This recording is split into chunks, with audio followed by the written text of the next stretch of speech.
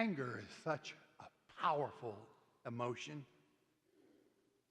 It always tells us that there's something that's not what it's supposed to be. God hardwired all of us with that emotion.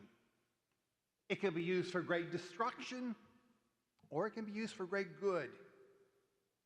Anger, more than any of our other human emotions, can lead us into very positive action if we are angry with the right person, the right situation, the right degree, at the right time, with the right purpose.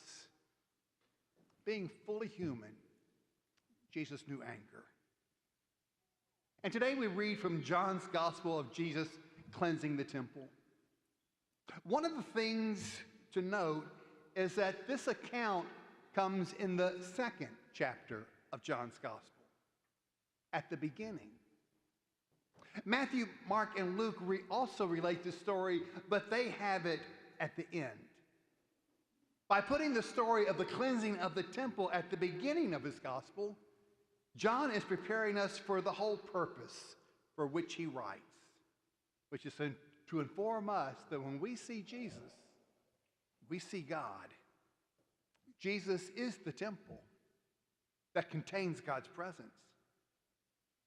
But no matter which gospel you read, the cleansing of the temple always takes place during the Passover time, the high point of the Jewish year, a celebration that required every Jewish male over the age of 13 who lived within 15 miles of the city to come and attend.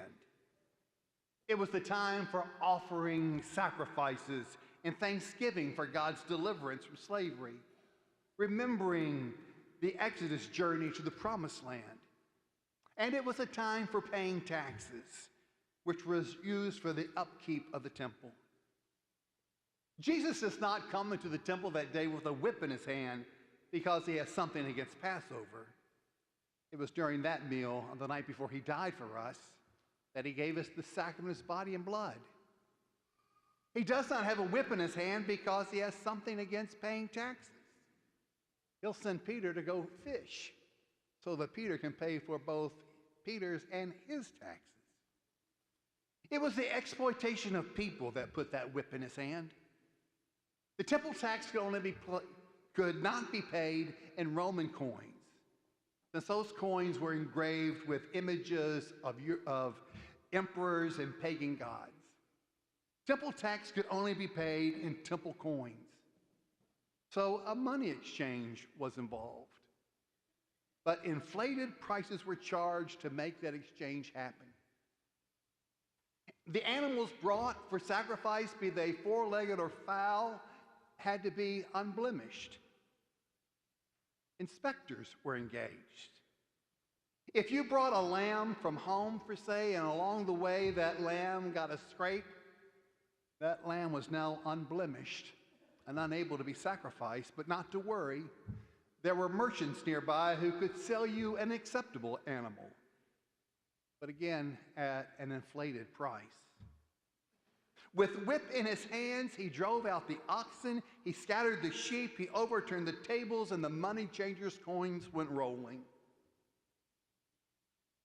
At the high point of the year, a time meant to change hearts and minds to God, had become a venue for greed and selfishness, which obscured the very heart and mind of God.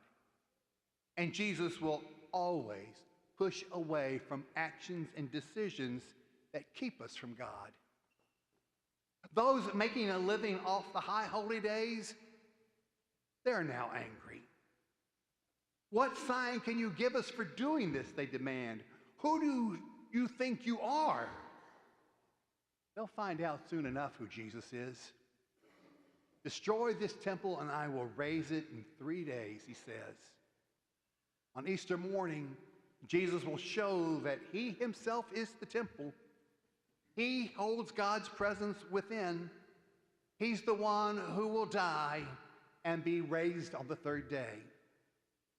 What we see in today's gospel is righteous anger, a powerful emotion that leads to good.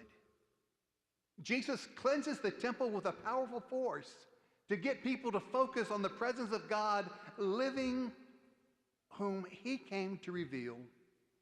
It will take his death and resurrection to drive that point home. But Jesus will not be stopped. His mission is to reveal the face of God, the heart and mind of God, and he will make use of every aspect of the human condition to accomplish that goal. So when and how do we express anger? When someone cuts us off in traffic, how do we respond? When our children are too noisy or the spouse doesn't meet our expectations, how do we respond?